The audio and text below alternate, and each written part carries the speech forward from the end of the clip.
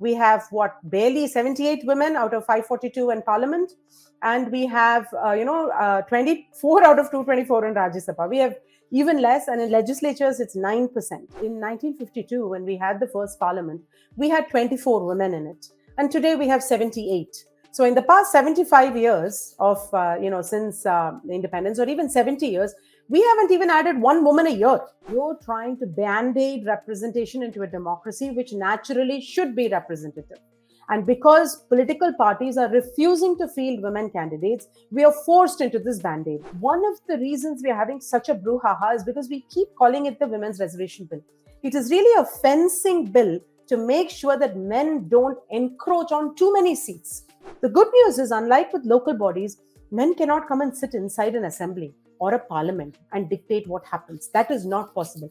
Now, in fairness, if the bill does get passed, the credit should go to those that have passed it, right? That is politics. That is democracy for you.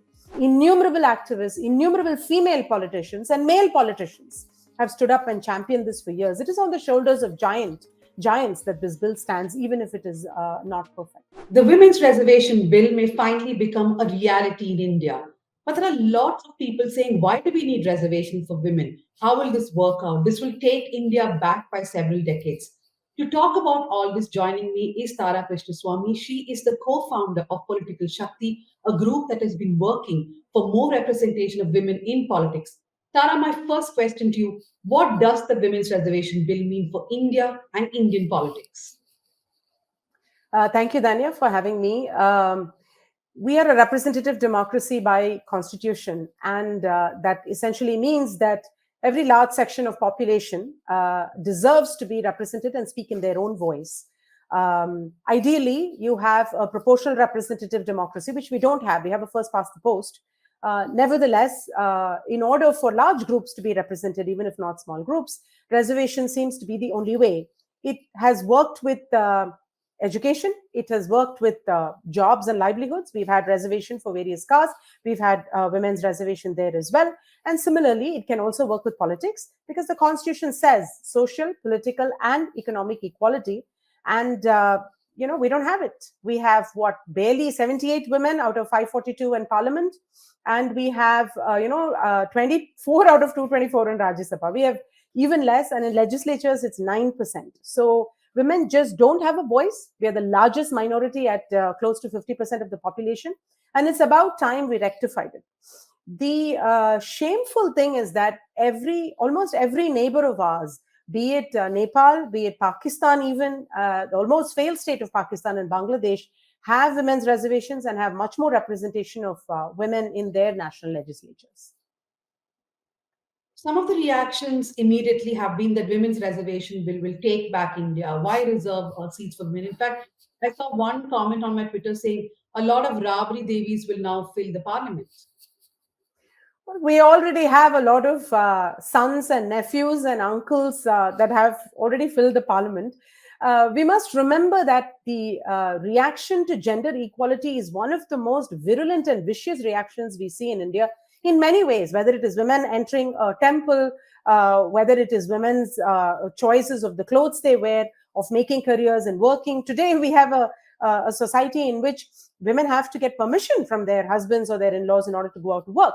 So it is not surprising to see really retrograde reactions to this.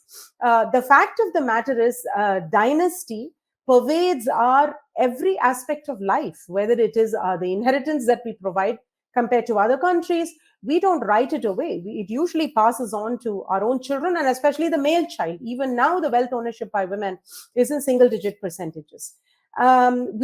Businesses go to men. The biggest businesses, the Reliances, are run by their heirs. You've never heard of their heirs. You don't know if they're any good at all, but they're run by their heirs. And we have innumerable, even in the union cabinet today, men who are in multiple ways dynasts, whether it is the Prahlad Joshis, whether it is the Piyush Goyals, whether it is the Dharmendra Pradhans.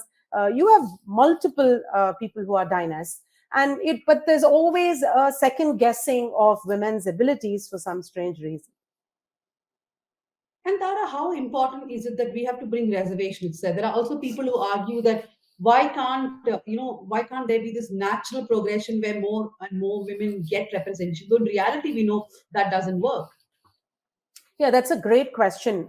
You see, at the in 1952, when we had the first parliament, we had 24 women in it, and today we have 78. So, in the past 75 years of since independence, or even 70 years, we haven't even added one woman a year. That is the cow's tail progress that we've made. 24 plus 70 should at least have gotten us to 94, which it hasn't.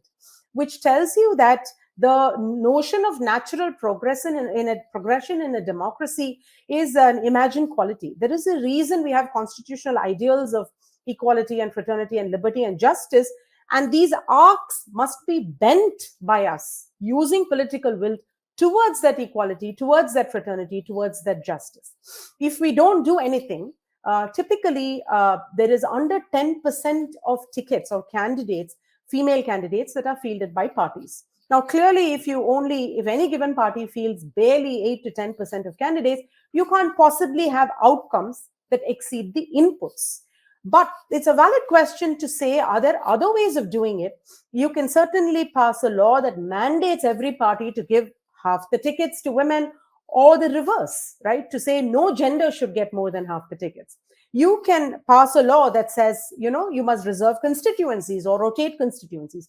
There are many ways to bell the cat, and the Women's Reservation Bill, we don't know the shape and form of it, is one way to bell that cat. Tara, I know that you spoke about dynasty within politics, but I want to ask you this again. One of the things one of the refrains that people are always using, and I see this discussion from yesterday, is that if the women's reservation bill comes, male politicians will ensure that power stays with them.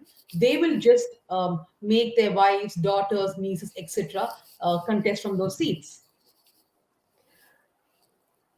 This is happening today, right? Even without women, men continue, anyone in power wants to hold power, which is why they either field people who are aligned with them, people that have personal loyalty towards the leaders, or they field people who are related to them because there is a presumption of personal loyalty. So this is already happening, and this is the nature of India, where we are connected through family, through dynasty, through caste, and caste is family and caste is dynasty. So this is already happening. And it is true that men will continue to hold power because, unlike social power or economic power, political power is the pinnacle because it makes the decisions about, the educational, social, and the economic power. So anyone in power, not just men, will continue to hold power. If you look at parties like BJD or TMC, today they're already giving a third of tickets to women to run for parliament, right? But they make sure to give it to both men and women who display personal loyalty towards the leaders, right? So that is a practice that has happened time immemorial in parties. When Mr. Modi took over the BJP and is part of the leadership of the BJP, the people around him are Modi loyalists. Some of the people who have fallen out with him, even though they may be very popular, have not been sort of given tickets or being moved into important positions. So this is true. This will continue to happen because overnight, one set of people are going to lose power who are not quite ready to do so. B, which is equally important, in order for me to gain power, I need to stand for elections and win the popular vote. To win the popular vote, I need to build a base. Now, if you have not put women in leadership positions within your political party, how could they have built a base? You take any political party, whether it is the communists on one end, whether it is the BJP and Shiv Sena, whether it is the parties that are more centrist like your Congress, you don't have women who are district leaders, who are city leaders, who are constituency leaders outside of being elected, right? So the percentage of women who have been given party positions, otherwise known as being allowed to build a base in a geographical area, is so few because the men already feel threatened that if the women build a base, obviously they will be given the ticket. So even if you wanted to avoid this, there is no way to stand a woman who hasn't built a base. And most women haven't built a base because they've been allowed to build a base. Let's forget all the negativity around the bill. I mean, if we keep aside all the negativity around the bill, how important is that we have more women in politics? What have examples from all across the world shown us how important it is to have women in politics and women in roles like this, in legislature bodies, in the parliament? I mean, women need to be everywhere that decisions are made. We know that, whether it is the house, whether it is schools, whether it is businesses, and whether it is politics. And there are many countries like, Iceland or Rwanda, where women's representation is equal to or exceeds even 50%, that are doing really well with representing their constituents' needs. There have been various studies across the world, including UN studies, that show that by looking at constituencies where women have ever represented, in those constituencies they have seen that corruption is less. In general, the percentage of criminality among women is less. And of course, we have many live examples right here in India. If you recall the GST, when it was first introduced, you had 16-18% taxes on sanitary napkins. You had 0% taxes on Coca-Cola, right, or bangles. Now, clearly, if that had been a decision that had been debated in Parliament, there'd been enough women's voices. And remember, for a lot of the viewers who are unaware and who think that women can just speak in Parliament, as you know, parties are given a fixed amount of time. Not all parties are given time, and the parties decide who can speak. So even if a party has female MPs or MLAs, they may or may not give her a chance. They also decide through consensus what the topic will be. So even if she wants to speak on a particular issue, she may not be able to speak on it. All she can do is raise it internally. So if you recall, the GST treated sanitary napkins poorly and had to then be adjusted. Now, as if that weren't enough, when the lockdown happened, again, sanitary napkins were not on the list of essential commodities and did not get on the trucks that transported essential commodities during the lockdown, inconveniencing a lot of women, right? So again, lack of women's voices. And I've personally seen in my own work with women MLAs and MPs, so many women come into the office and feel more comfortable. Some women come in from other constituencies and say that I came to meet you as a female MP or MLA, knowing you're not my female MP or MLA, simply because I'm not comfortable saying this to my male MP or MLA. You walk into the office, you're surrounded by lots of men. You may want to talk about harassment. You may want to talk about the lack of toilets. You may simply want to talk about equality. And it becomes very difficult, equal opportunity, when you don't have a seat to sit, when you're not treated as equal. Men may or may not make eye contact with you, or you may simply not be given an opportunity to speak because there are 50 people waiting and 49 of them are men. So there is a certain comfort, for the same reason that Dalit men and women feel much more comfortable going into a Dalit MLA or MP's office, because they're treated more on par than otherwise. Or a Muslim woman might feel that a Muslim MLA or MP, and a female Muslim MLA and MP at that, might understand her issues in her community, in her locality better. For the same reason, the representation is about voice. It is not about whether you have a PhD, right? It's about voice. Do I trust that Dhanya can carry my voice if she is my representative, right? So when I look at someone, if I'm a fisherwoman, if I'm an agricultural laborer, and I look at an urban woman, can she carry my voice? Perhaps not. That's why you need rural representation, right? So because it is all about building that trust, feeling comfortable with your representative and raising that issue, it becomes very important to make sure that there is all kinds of representation.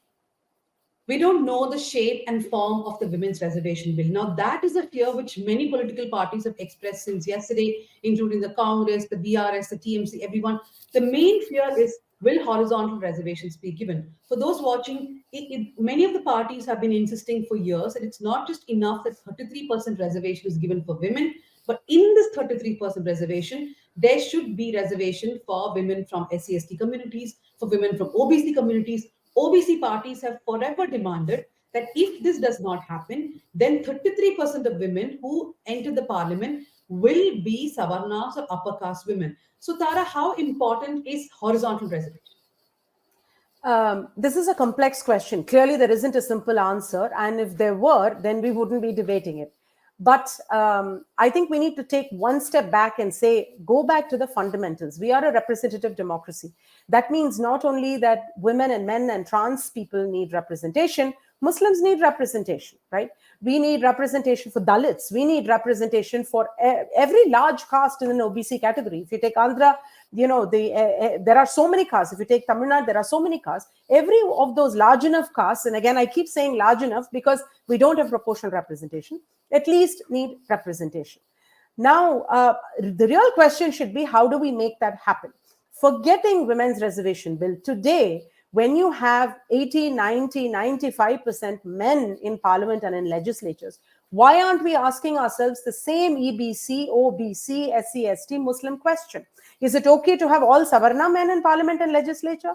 Is it okay to have only so-called upper caste men in parliament and legislature? Today we have SC, ST reservation. We don't have half those being women. Why not, right?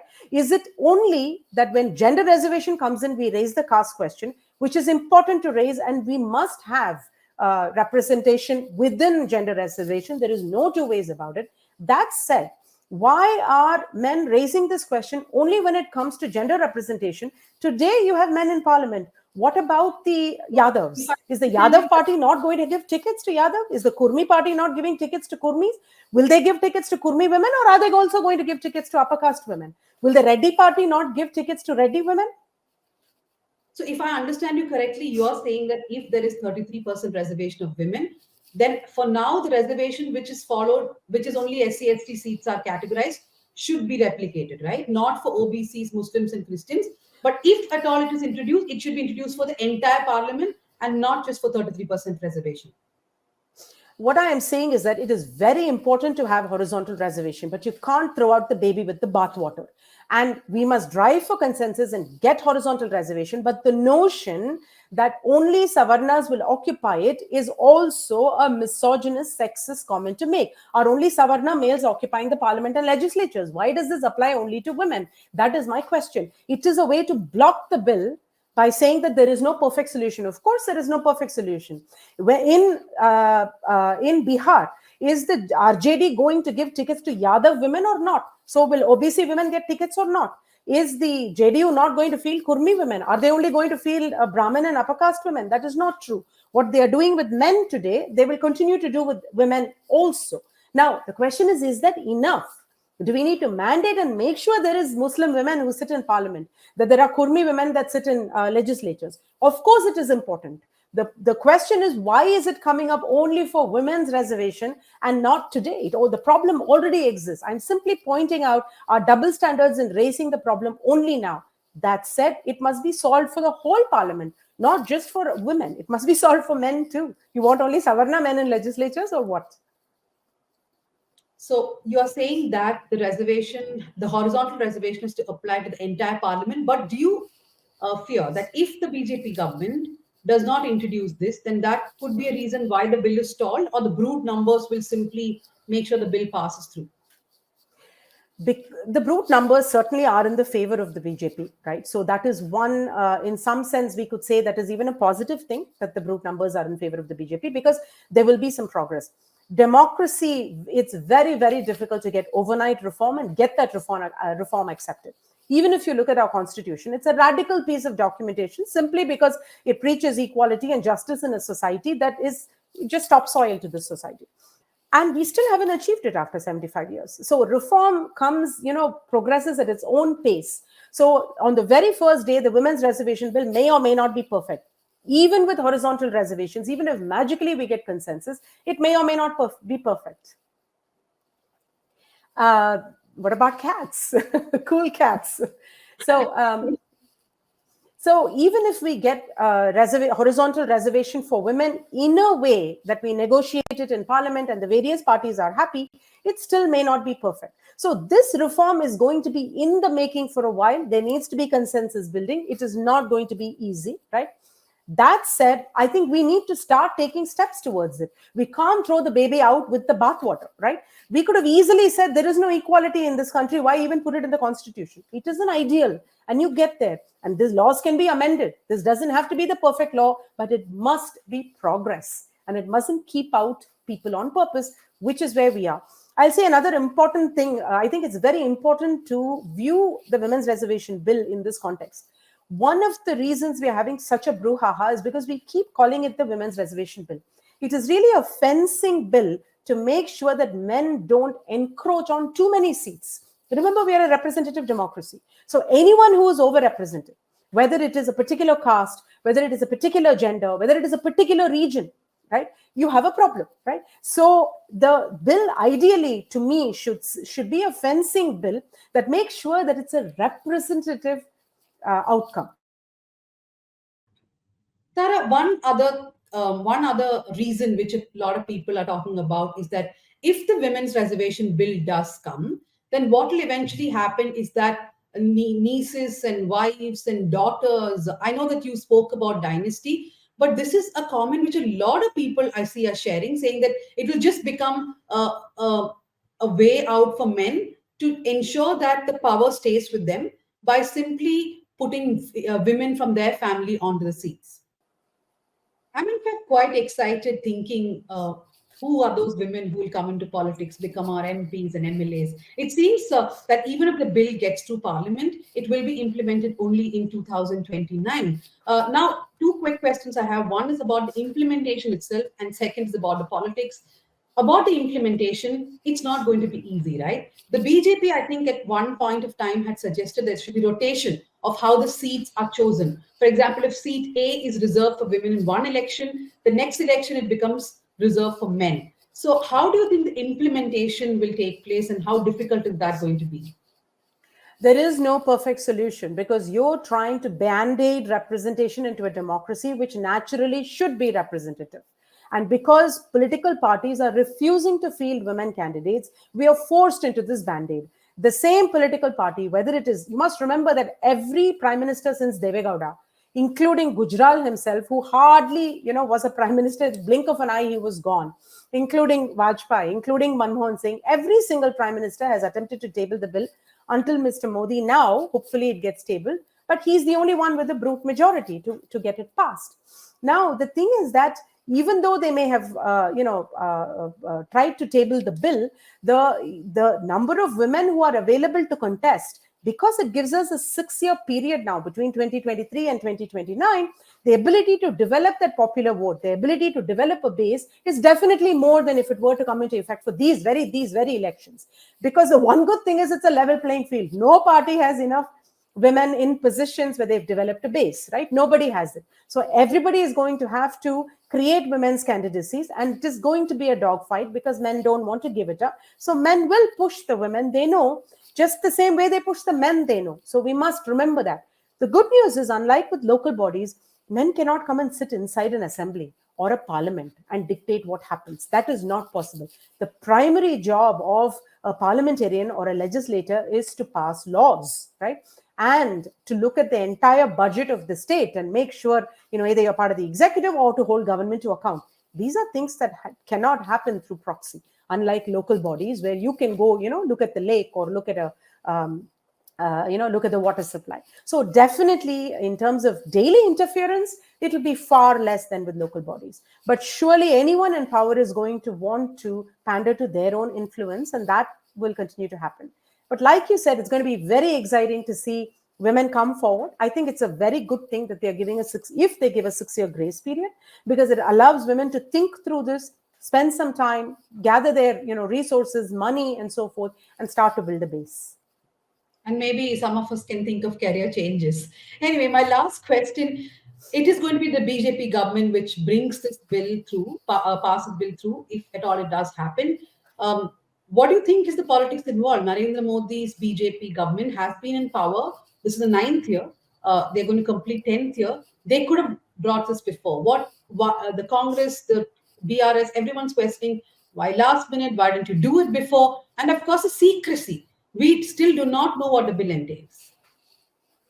So it is very clear that in addition to being potentially a game changer for Indian politics and Indian society, actually, with women in decision-making positions, I should actually say it's not a game changer for women, it's a game changer for India. India will benefit to, when it has more women in decision making, simply because the talent pool is not being exploited, simply because unique perspectives aren't coming in. It's the same old male perspective. I've given you examples of everything from the GST to the lockdown. But the politics of it is certainly very interesting. It is not only at the end of the 9th year, it is that a special session has been convened for this. So everything has been set up so that this becomes the talk moving up until the elections. There is a clear push for the women's vote. their ability to set a narrative around Nari Shakti, around women's empowerment, around being the sole party that has managed to make this happen. Now, in fairness, if the bill does get passed, the credit should go to those that have passed it, right? That is politics, that is democracy for you. But like I said, every prime minister till now has tried to pass it, and unfortunately, some things haven't worked out.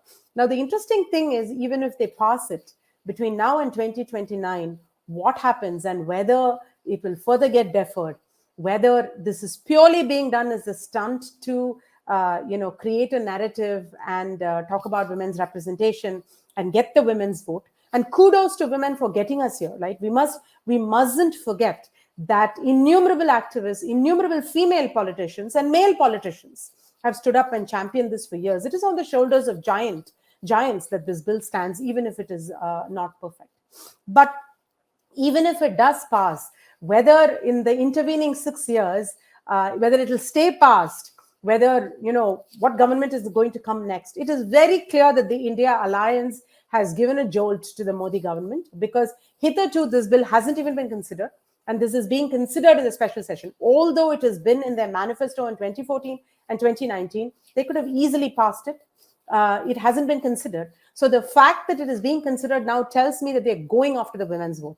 And that is where credit should be given to women. Women have come out and voted in larger and larger numbers, either equal or even greater than men in some constituencies as far as percentages go, which means that it's forcing political parties to take the women's vote seriously, therefore set a narrative. Not that women will only vote for women, but you're able to link a narrative and build a women's empowerment narrative.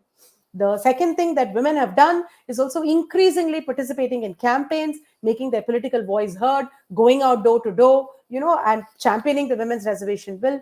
Independence wasn't won in a day, and this bill isn't being passed in a day. We should remember and give credit to everybody that's championed this.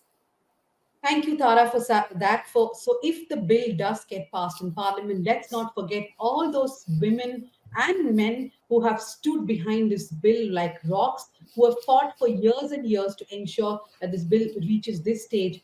And finally, if India does see 33% of reservation for women, thank you very much, Tara, for joining us. Thank you. And I hope they truly make it representative across class and caste and religion by embedding reservations in the bill. But I'm glad to see a beginning, and let's see what comes. Exciting times ahead for sure.